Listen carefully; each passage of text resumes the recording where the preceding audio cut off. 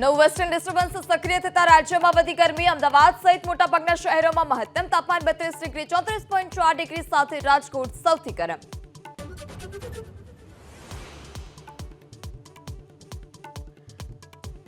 દાહોદમાં વાહન parking checking સમયે પોલીસની મોટી કાર્યવાહી. કુરિયરની આડમાં બોલેરોમાં લઈ જવાતી 2 કરોડ 19 લાખની રોકડ અને ચાંદી સાથે 3 શખ્સ ઝડપાયા.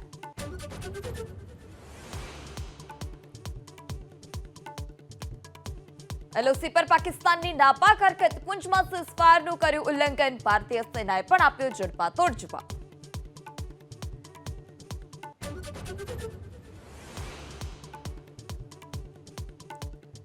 ગિયાસુદ્દીન શેખના વિવાદિત નિવેદન બાદ કચ્છ કોંગ્રેસમાં મોટો ભડકો. રાપર વોર્ડ નંબર 4ના 2 ઉમેદવાર જોડાયા ભાજપમાં.